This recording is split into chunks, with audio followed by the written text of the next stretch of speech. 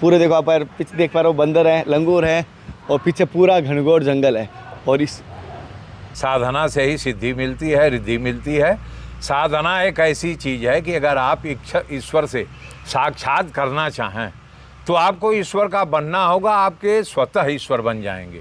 गृहस्थ में भी रह कर के आप मुक्त हो सकते हैं सत्कर्मों से, भजन से। आपकी भजन तपस्या जैसी हो, आप उसी हिसाब से गति को पाएंगे। अच्छा। हाँ, वो सांप सीधे हमारे छाती पे गिरा। अच्छा। और बहुत बड़ा सांप और गिरा और फन ऐसे करके इधर उधर ऐसे करने लगा। हाँ। जानवर अगर आश्रम के अगल बगल आ जाएगा तो बंदर ही उसकी सूचना दे देते हैं, उछलने लगते हैं, कूदने लगते हैं, चिल्लाने लगते हैं पेड़ों पर।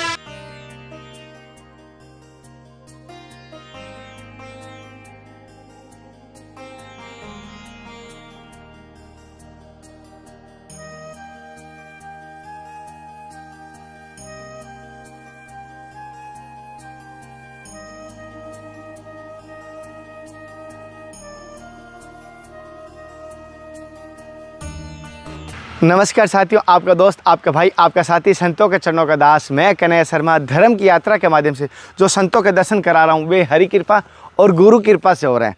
और साथियों, मैं आशा करता हूँ कि हरि से दुआ भी करता हूँ कि आप सभी खुशल होंगे और आप सभी की मनोकामना पूर्ण हो। और सभी से कहता हूँ जो संतों के दर्शन करा रहा हूँ अपने गुरु तत्व मान के ही उनके दर्शन करें। और आज जिन संतों के दर्शन करा रहा हूँ, आज घनघोर जंगल के बीच आए हैं और हालांकि हम प्रशासन से निवेदन किया तब हमें अंदर आने दिया, क्योंकि आश्रम के ठीक पीछे हैं हम। आश्रम आपको मैं जंगल बता दूँ, आश्रम के ठीक हम पीछे हैं, इतना घनघोर जंगल में। हम रात को वहाँ मिल गए थे, अब वापस आ रहे हैं, वापस सुबह हम जाएंगे। अभी तो हम अभी सुबह जा रहे हैं। तो आप सभी से कहता हूँ जो संतों के दर्शन करो अपना गुरु तत्व मान के ही करना। और आपको धर्म की यात्रा कैसी लग रही है कमेंट करके ज़रूर बताना। और साथ साथ एक बात पूछूं महाराज साथियों, आपके मन में कोई संतों से सवाल करना चाहिए तो कमेंट किया करो, मेरा हौसला बढ़ता है। आप सवाल करो जिससे कि और अच्छी अपनी धर्म की यात्रा हो सके, और साधकों के लिए, और भक्तों के लिए, और भाइयों के लिए, और बहनों के लिए भी कुछ मदद हो सके। तो मेरे मन में जो मेरे सवाल आते हैं, मेरी साधना में सवाल मैं वही कर पाता हूँ। आपकी साधना में, आपकी समस्या में क्या सवाल आता है वो भी किया करो। और करते हो तो कमेंट, जिनको करनी आती वो किया करो, जिनको नहीं आती वो व्हाट्सएप पे मैसेज कर दिया करो, वॉइस रिकॉर्ड करके भी, तो भी मैं उनका सवाल लूँगा। अगर कोई नाम गुप्त रखना चाहता है नाम गुप्त रखूँगा, और कोई जैसा कहोगे, लेकिन सवाल करोगे तो मेरा हौसला बढ़ता है। अब चलते हैं घनघोर जंगल की यात्रा करके आश्रम तक। आ जाओ सभी।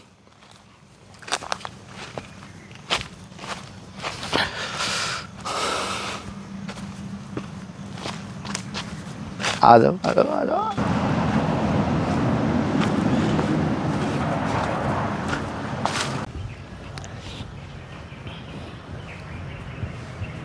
साथियों, जैसे आप देख पा रहे हो यहाँ पूरा महाराज जी की मैं कुटिया आश्रम दिखा पा रहा हूँ। और यहाँ पे महाराज जी महादेव और माँ पार्वती की जो प्रतिमा सीमेंट से बनाई हुई है। और इधर आप देख पा रहे हो पूरा जंगल है, पीछे एक तार। तो पूरे देखो आप पीछे देख पा रहे हो, बंदर है, लंगूर है और पीछे पूरा घनघोर जंगल है। और इस कभी कभी ऐसा ही, ये पूरा टाइगर नेशनल है। जैसे आप देख पा रहे हो यहाँ तारबंदी इसलिए की है, जंगली जानवर टाइगर शेर रहते हैं सारे। जैसे यहाँ कभी कभी आश्रम के पास भी टाइगर आ जाता है तो बंदर सूचना दे देते हैं, और बंदर यहाँ पर रहता है। जैसे ये देख पा रहे हो लंगूर भी है, बंदर भी है, दोनों। और कहा भी गया मुझे भी, जैसे मैं जंगल की तरफ बढ़ रहा था, फॉरेस्ट वालों ने कहा इस जंगल की तरफ मत बढ़िए क्योंकि यहाँ टाइगर का क्षेत्र है। तो महाराज जी से इस क्षेत्र की भी जानकारी लेंगे, किस प्रकार का यह क्षेत्र है, और महाराज जी के बारे में थोड़ा पर आशीर्वाद भी लेंगे, सत्संग भी लेंगे। उससे पहले सब प्रणाम करते हैं, फिर आज की सत्संग शुरू करते हैं। महाराज जी मेरी तरफ से समस्त भक्तों की तरफ से आपको जय जय। महाराज जी, जैसे कि पहले तो ये जानना चाहता हूँ आपके गुरु जी का दिया हुआ शुभ नाम। महाराज जी, हमारे गुरु जी दो भाई थे और दोनों नागा संप्रदाय से थे, जूना अखाड़े से। अच्छा। बड़े गुरुजी का नाम महंत अमृतानंद गिरी जी था और छोटे गुरुजी का नाम महंत केवल गिरी था। अच्छा जी। महाराज जी आपका शुभ नाम? महाराज मेरा घनश्याम गिरी नाम है। अच्छा महाराज जी, जैसे आपका ये आश्रम यही है गुरुस्थान या? जी, यही गुरु स्थान हमारा है। अच्छा, अभी आप महंत आप भी हैं? और हम हैं और हमारे गुरु भाई हैं।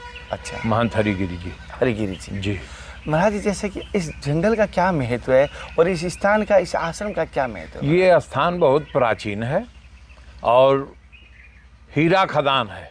हीरा ये खदान, पन्ना नगरी है। हीरा खदान है, जी। मुझे पता चला। यहाँ हीरा की उत्पत्ति होती है। अच्छा। हाँ, राजाओं का क्षेत्र है। हाँ। और पहले ये राज्य के मतलब अधीन था, अब केंद्र के अधीन है। तो इसको नेशनल पार्क बना दिए हैं। अच्छा। ये टाइगर प्रोजेक्ट है। अच्छा। इसमें नाना प्रकार के जो जीव जंतु और शेर, बाघ, तेंदुआ, ये सब रहते हैं। अच्छा महाराज जी, जैसे ऐसे कभी हुआ कि आश्रम के आसपास आपके आए या कोई ऐसा कोई घटना घटी हो? यहाँ आए दिन ऐसा होता है कि जो गांव अगल बगल के हैं वहाँ से पशु निकलते हैं। हाँ। तो आए दिन ये होता है कि आज यहाँ मार दिया शेर ने, आज यहाँ मार दिया। ऐसे आए दिन वो शिकार करते रहते हैं, रोडों पे कर लेते हैं। रोड के ऊपर भी कर लेते हैं? जी। अच्छा। तो महाराज जैसे एक चीज़ होती है, जैसे आपका एक गुरु जी की बात होती है, कोई भी शिष्य चाहता है मेरे गुरु मेरे से प्रसन्न रहे। हर शिष्य चाहता है, जी। हर पिता चाहता है बेटा प्रसन्न रहे, हर बेटा चाहता है मेरे पिता प्रसन्न रहे। जी। तो आप गुरु जी को प्रसन्न करने के लिए गुरु जी आप क्या करते हैं? अब गुरु जी का बताया हुआ उपदेश जो है, सतमार्ग जो है, उसी पे चलते हैं, उसी से गुरु प्रसन्न होते हैं। अच्छा। जी। गुरु जी के बताए हुए मार्ग सतमार्ग पे चले तो उसी से गुरु प्रसन्न रहता है। बिल्कुल बिल्कुल बिल्कुल। गुरु की दी हुई दीक्षा को स्वीकार करके उनके बताए हुए रास्ते पे चलना चाहिए। मतलब कोई गुरु को धन से प्रसन्न नहीं कर सकता। माया से क्या, माया तो ये प्राकृतिक चीज़ है, ये सब कुदरती चीज़ है, और जिसके भाग्य में जो लिखा है ऐसे मिलता है, कर्म के फल से मिलता है। अच्छा। हाँ। और महाराज जैसे कि आप बच्चापन से संत गृहस्थ का पालन करके आए? जी जी। बच्चापन से? जी। तो महाराज जब बच्चापन से आप संत है तो आपके जीवन का अनुभव कैसा रहा संत बनने के बाद? बहुत अच्छा रहा। इसमें क्या प्राप्ति हुई और क्या? बचपन हमारा संतों के ही सानिध्य में बीता है। और अब धीरे धीरे हमारी अवस्था करीब करीब 72 साल की हो गई है। अच्छा जी।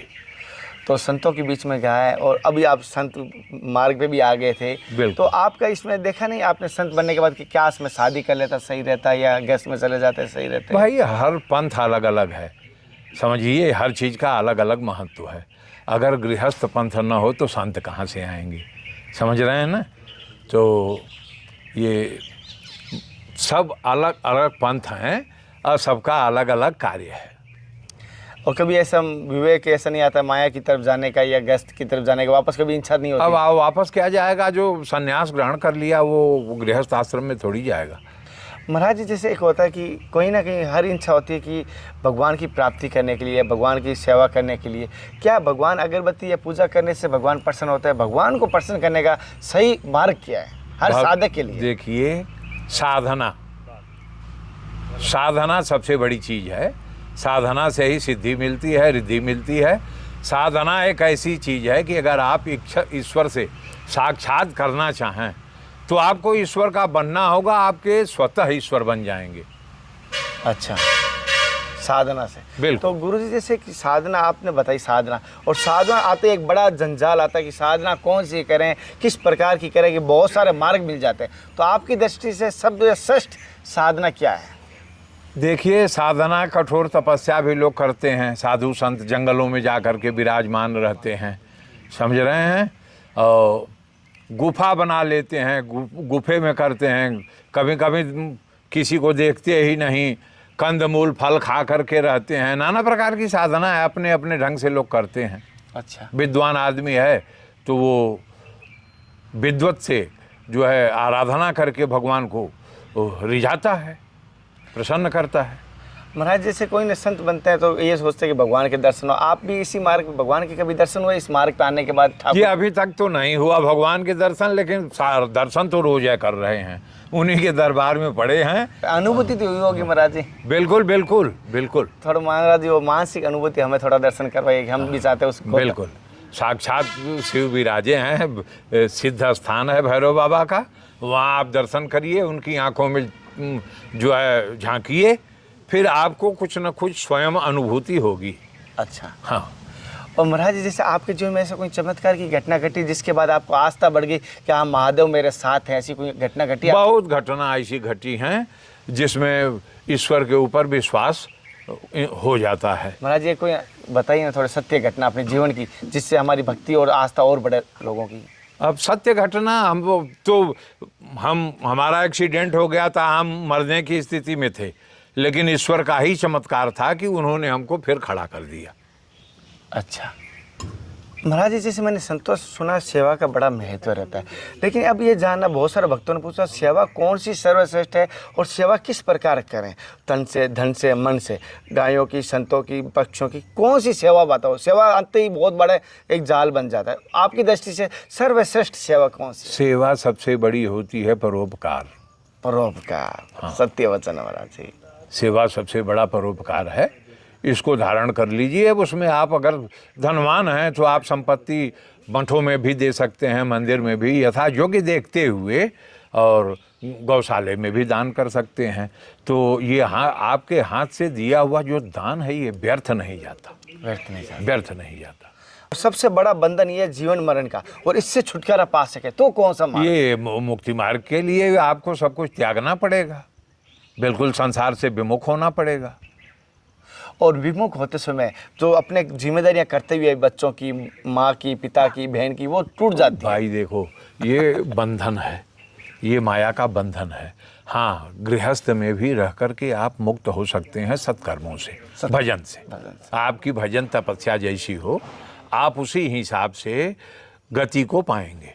अच्छा हाँ, तो महाराज जी, जैसे कि अब ये जैसे आप यहाँ महादेव को आपकी आराधना करते हो, महादेव के आप अनन्य भक्त हैं, जैसे आप राम मंदिर जाते हैं अयोध्या, तो वहाँ क्या आप महादेव देखते हैं राम में, या वहाँ राम ही देखते हैं? हम ईश्वर में भेद नहीं करते आप उन्हीं को महादेव का रूप मानते जी। एक ही ईश्वर है और उसमें भेद नहीं करना चाहिए। जहाँ जिस प्रकार की मूर्ति आ जाए उनको प्रणाम करना चाहिए, उसी रूप में उनकी पूजा करनी चाहिए। उसी रूप बदल के आए महादेव, यही हाँ। समझते हो ना?